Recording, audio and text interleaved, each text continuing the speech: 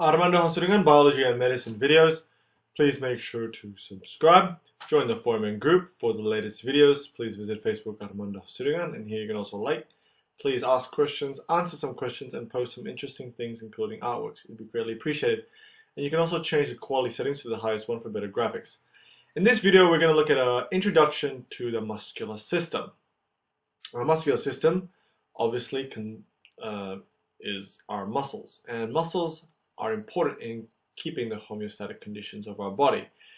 It's particularly important for us when we breathe, and also for movement, such as lifting weights, for example, or lifting anything.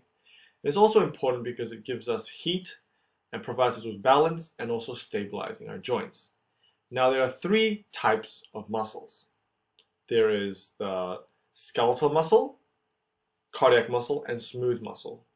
We'll begin with looking at skeletal muscle just briefly. Now, skeletal muscle is essentially the muscle which we require when we move and when we lift things up. Skeletal muscle differs to the other type of muscles because they usually connect to the ends of bones, such as the thigh bone, for example, and they're voluntary and also striated. They're voluntary because when we move our arms, we are voluntarily moving them.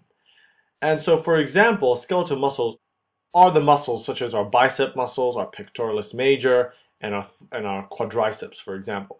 And so if we zoom into this particular skeletal muscle, a skeletal muscle cell is cylindrical shape, and as I mentioned, they're also striated. But another important feature of a skeletal muscle is that it is multinucleated, which means that it consists of multiple nucleuses. And this is what differs skeletal muscle to, for example, cardiac muscle, and the other one, the smooth muscle.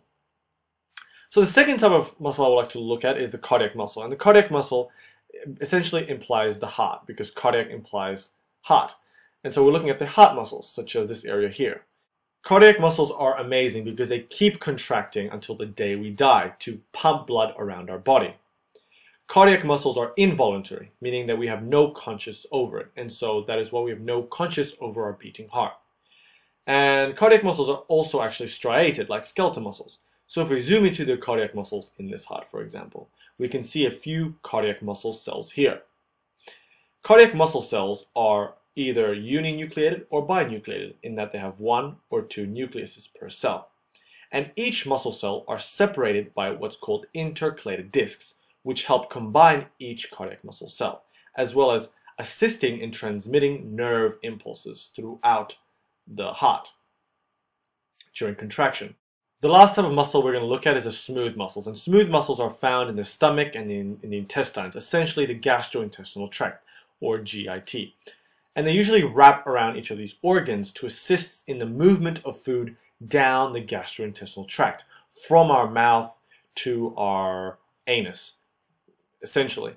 And this movement of food down this gastrointestinal tract is known as peristalsis, and this is assisted by the smooth muscle cells. And so as expected, smooth muscle cells are involuntary in that we have no conscious control over it.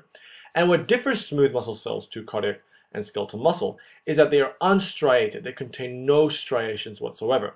And so if we zoom into this part of the stomach, duodenum, part of the small intestines, we can look at the smooth muscles, and you can see that they're unstriated. They contain no striations, and each cell is also uninucleated in that it contains only one nucleus. And so, for example, this group of smooth muscle cells, they are in a relaxed position, and when they contract, what essentially happens is that they squeeze together, and when they squeeze together, this is what allows the movement of food down our gastrointestinal tract.